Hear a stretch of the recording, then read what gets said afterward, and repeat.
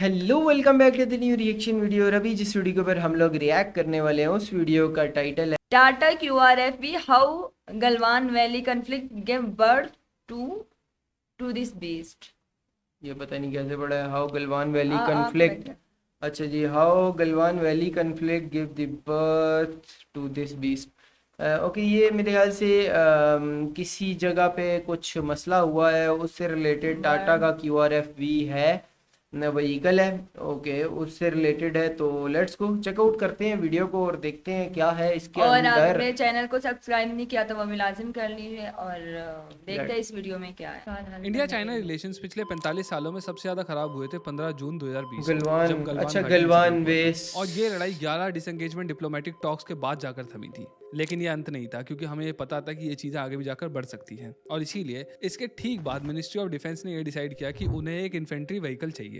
क्योंकि क्या था कि ये जो चाइनीज सोल्जर थे ना, ये स्ट्रॉन्ग इन्फेंट्री कैरियर्स में बैठकर आए थे। वहीं इंडियन आर्मी को इस मामले में काफ़ी समस्याओं का सामना करना पड़ा था। और इसी समस्या का समाधान करने के लिए मिनिस्ट्री ऑफ डिफेंस ने इमरजेंसी प्रोक्योरमेंट पॉलिसी को डेवलप किया और प्राइवेट कॉन्ट्रैक्टर्स को एक ऐसा व्हीकल बनाने का कॉन्ट्रैक्ट दिया जो कि आर्मी के पर्सनल्स को दुनिया के सबसे मुश्किल टेरेन्स पर ले जा सके while keeping them safe. And this gave birth to what nicknamed as fire and fury, जो कि टाटा का QRFV है, यानी कि quick oh, reaction fighting vehicle. और ये गाड़ी कोई क्विक मेहमत से कम नहीं रिएक्शन है। इस फाइटिंग इमेज को ध्यान व्हीकल। से देखिए। ये फोटो टाटा के QRFV की है, जो कि चाइना के PLA डोंगफेंग मेंगशी के सामने खड़ा हुआ है। टाटा और आप देख सकते QRFB। हो भाई साहब, यहाँ पर ऐसे लग रहा है एक तरफ हाथी खड़ा है और दूसरी तरफ कोई छोटा सा जो है ना गधा खड़ा है। मतलब ठीक ठाक बड़ा साइज है यार, इसके तो टायर ही उसके वो आधे से ज्यादा जितने बड़े हैं।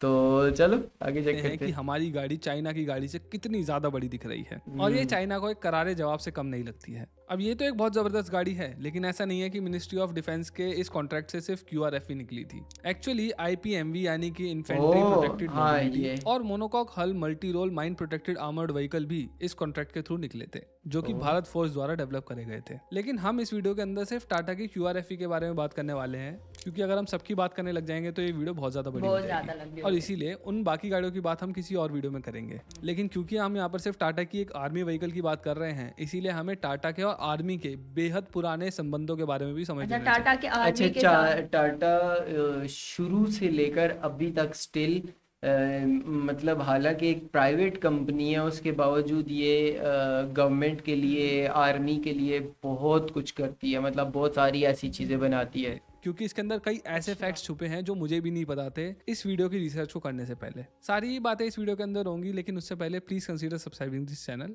क्योंकि आप जब सब्सक्राइब करते हैं तो हमें बहुत सब्सक्राइब। मोटिवेशन मिलती है ऐसी ही और वीडियोस बनाने की। चलिए वीडियो में आगे बढ़ते हैं। इंडियन आर्मी और टाटा के रिलेशन 1940 से ही चालू हो गए थे, जब वर्ल्ड वॉर 2 के दौरान ब्रिटिश आर्मी के अंडर लड़ रही इंडियन आर्मी को वर्ल्ड वॉर 2 के उनके एफर्ट्स को सपोर्ट करने के लिए टाटा द्वारा आर्मर्ड स्टील सप्लाई करी गई। लेकिन टाटा सिर्फ स्टील तक ही नहीं रुके थे, और 1940 में आई थी टाटा द्वारा बनाई गई पहली आर्मर्ड गाड़ी। दरअसल 1940s में हमारे पास इतने ओह, सोर्सेज और स्किल्स नहीं थे कि हम एक प्रॉपर टैंक बना सके। इसीलिए हमने आर्मर्ड कार बनाने का फैसला किया। इसमें जो आर्मर्ड स्टील लगी थी वो ईस्ट इंडिया रेलवे और टाटा आयरन और स्टील कंपनी द्वारा प्रोवाइड करी गई थी। इसके ऊपर British Brent light vehicle machine gun लगी थी, और इसमें जो इंजन था वो फोर्ड का V8 लगा हुआ था। इस गाड़ी को टाटा लोकोमोटिव्स द्वारा असेंबल किया जाता था, और जो सबसे कमाल की बात थी वो था इसका नाम, जो कि था टाटा नगर। हाँ, थोड़ा अजीब लगता है टाटा किसी नगर। गाड़ी के नाम के पीछे नगर लगना, लेकिन ये शायद ऐसा इसलिए था क्योंकि यानी इस कि गाड़ी का जो जो भी नाम था ना, जो आर्मीज को एक्चुअल दी नेम था वो जाती थी काफी गाड़ी मुश्किल आर्मी था, वालों को। इसीलिए लोग इसको टाटा नगर ही टाटा बुला नगर। दिया करते थे, क्योंकि ये टाटा नगर में बनती थी। खैर, ये नहीं, तो रही टाटा टाटा नगर की उस में आर्मर्ड कार की बात जो ब्रिटिश राज में बनानी चालू करी गई थी। लेकिन उस पीरियड के बाद देखें तो टाटा ने कई अलग अलग तरीके के ट्रक्स आर्मी को प्रोवाइड करे over the period of time. लेकिन इनमें से कोई भी गाड़ी फुल फ्लेजेड आर्मर्ड व्हीकल नहीं थी। लेकिन जो टाटा की फुल फ्लेजेड आर्मर्ड व्हीकल्स थे ना, वो बहुत ही बाद में आए, जैसे कि 2009 में, जब उनको लाइट ओह, आर्मर्ड ट्रूप कैरियर का अपना सबसे पहला और सबसे बड़ा कॉन्ट्रैक्ट मिला। और फिर 2010 में टाटा को माइन प्रोटेक्टेड व्हीकल बनाने का ऑर्डर मिला, और साथ ही साथ उन्होंने आर्मी को 4x4, 6x6 and 8x8 combat support vehicle for low level quick reaction missile systems भी दिए। और ऐसे ही टाटा को 2015 में इंडियन आर्मी से हाई मोबिलिटी 6x6 व्हीकल्स का ऑर्डर मिला, जिसके अंदर उन्होंने 619 यूनिट्स आर्मी को डिलीवर करी। और जो सबसे ज़्यादा पॉपुलर ऑर्डर है, जिसके नाइस। बारे में हम पहले भी कई बार बात कर चुके हैं और आपको पता भी होगा, वो है टाटा स्टॉर्म GS 800 का, हाँ। जिसके अंदर टाटा ने सफारी स्टॉर्म की 3200 यूनिट्स आर्मी को डिलीवर करी थी। लेकिन ये जो टाटा मोटर्स का आर्मी बिजनेस था ना, ये सिर्फ भारत तक ही सीमित नहीं था। बल्कि ये एक्सपोर्ट भी ये ठीक ठाक कर रहे export थे। भी जैसे कि कर- 2015 की एक रिपोर्ट के मुताबिक टाटा मोटर्स ने अपने डिफेंस एंड एक्सपोर्ट बिजनेस को 40% ऑफ टोटल रेवेन्यू बताया था, जो कि एक बड़ा नंबर है। उनका डिफेंस एक्सपोर्ट बिजनेस काफी ज्यादा मैच्योर है और काफी बड़े बड़े मिशन में उनकी गाड़ियों को इस्तेमाल किया जाता है। जैसे कि टाटा अपने डिफेंस व्हीकल्स को एशियान, सार्क और अफ्रीकन कंट्रीज के अंदर बेचते हैं। टाटा ने यूनाइटेड नेशंस के माली में मिशन को सपोर्ट करने के लिए 520 डिफेंस व्हीकल्स भेजे थे। इसके अलावा 2012 में टाटा को जीनॉन पिकअप ट्रक्स का भी ऑर्डर मिला था यूएस आर्मी से, ताकि वो अफगानिस्तान के अंदर ऑपरेट कर सकें, और ये एक बड़ा ऑर्डर था। और सिर्फ अमेरिकन आर्मी ही नहीं, म्यांमार की आर्मी भी इनके जीनॉन पिकअप्स को काफी बार ऑर्डर कर चुकी है। अब तक ये जितनी भी टाटा की आर्मर्ड गाड़ियां बन रही थी ना, ये सारा का सारा बिजनेस टाटा मोटर्स के अंडर था। लेकिन 2021 में टाटा मोटर्स ने अपने इस डिफेंस बिजनेस को टाटा ग्रुप की एक दूसरी कंपनी TASL को बेच दिया था, यानी कि टाटा एडवांस सिस्टम्स लिमिटेड को, जो कि 2007 में एस्टेब्लिश करी गई थी और कई सोफिस्टिकेटेड प्रोजेक्ट्स के अंदर वो काम करते थे, जैसे कि हेलीकॉप्टर के कैबिन्स वगैरह बनाना। अब इतनी टाटा डिफेंस व्हीकल्स की हिस्ट्री समझने के बाद आपको ये समझ में आ गया होगा कि टाटा की इंडियन आर्मी से दोस्ती काफी ज्यादा पुरानी है और उनकी डिफेंस व्हीकल्स के अंदर भी एक्सपर्टीज काफी ज्यादा अच्छी है। और मेरा मानना यह है कि इन्हीं सारी चीजों की वजह से इनको मिनिस्ट्री ऑफ डिफेंस का वो कॉन्ट्रैक्ट मिल पाया, जिसके चलते उन्होंने QRFV को डेवलप किया। अब हम जब ये सब कुछ समझ चुके हैं, तो अब हम समझते हैं इस गाड़ी के बारे में डिटेल के अंदर। ये जो QRFV है ना, ये एक इन्फेंट्री कैरियर है, और जो इन्फेंट्री होती है उसका मतलब होता है ग्रुप ऑफ सोल्जर्स जो कि ग्राउंड कॉम्बैट उनको में लेके रहते हैं जाना। क्लोज प्रॉक्सिमिटी में दुश्मन के साथ। यानी कि ये जो QRFV है, इसका काम ऐसे ही सोल्जर्स को कॉम्बैट जोन में पहुंचाने का है। और ऐसे ही इन्फेंट्री व्हीकल्स कई और भी देशों के पास हैं, जैसे कि फ्रांस के पास है नेक्स्टर आर्विस, यूएस के पास है ऑशकोश MATV, साउथ अफ्रीका के पास है RG-31 न्याला, और ऑस्ट्रेलिया के पास है Bush master protected mobility vehicle. लेकिन मेरा मानना यह है कि जो हमारा QRFV है ना, ये सबसे भौकाल मशीन है, क्योंकि टाटा का ये जो QRFV है ना, ये हैवीएस्ट है अपनी कैटेगरी के अंदर, और इसका वेट है 14 टन।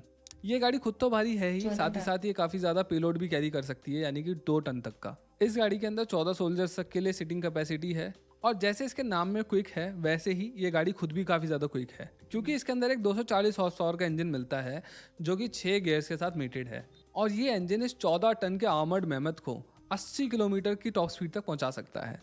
अब ये भले ही आपको एक नॉर्मल कार के हिसाब से काफी कम लग रहा हो, लेकिन जब ये इतनी भारी गाड़ी के हिसाब से काफी ज्यादा ठीक है। अब ये गाड़ी तेज तो चलती ही है, साथ ही साथ ये काफी ज्यादा एफिशिएंसी के साथ किसी भी तरीके की टेरेन पर चलाई जा सकती है, क्योंकि इसके अंदर 4x4 कैपेबिलिटी मिलती है, 315 mm का ग्राउंड क्लियरेंस मिलता है, जो कि लगभग 1 फुट होता है। इसके अलावा इसके अंदर आपको रन फ्लैट टायर मिलते हैं, जो किसी भी वजह से फटने पर भी QRFV को कई किलोमीटर दूर तक ले जा सकते हैं, क्योंकि क्या होता है कि ये फटने के बाद भी पूरी तरीके से फ्लैट नहीं होते हैं। इनके अंदर मटेरियल भरा होता है, जो कि गाड़ी को डिसबैलेंस होने से और एक तरफ झुकने से बचाता है।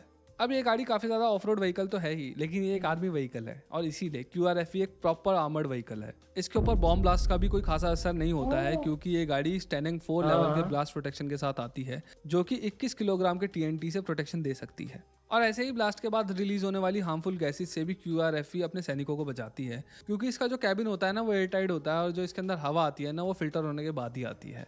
ब्लास्ट के साथ साथ इसमें ऑल राउंड बैलिस्टिक प्रोटेक्शन भी मिलता है, जिसका अगर अगर भाई 90 डिग्री पर फेंका गोली जाए तो चलाई जाए इसको इसके कुछ भी ऊपर, नहीं तो होगा, QRFV को कोई भी असर नहीं होता है। और इस बैलिस्टिक स्ट्रेंथ का एक प्राइमरी रीजन ये है कि जो QRFV का आर्मर्ड एरिया है, मतलब कि जहाँ पर सैनिक बैठते हैं, वो पूरा का पूरा एक सिंगल मेटल शीट से बना हुआ है, यानी कि इसके अंदर कोई भी जॉइंट्स नहीं है।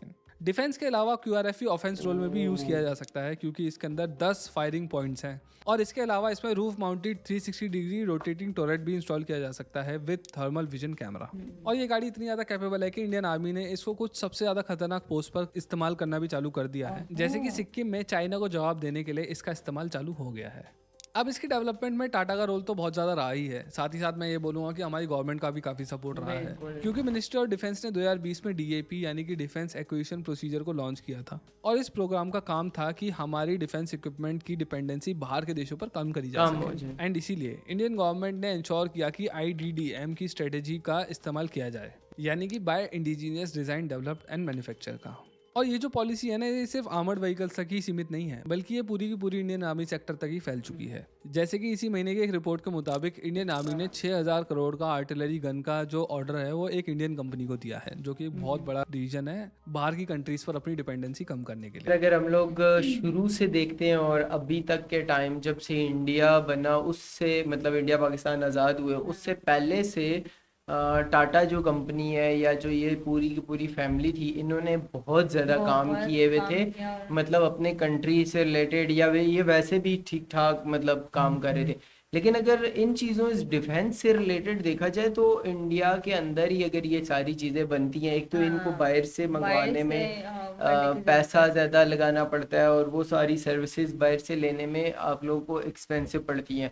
और टाटा ने हमेशा ऐसे टाइम पे बहुत मज़े मज़े की चीज़ें मतलब इंडियन आर्मी को बना के दी हैं।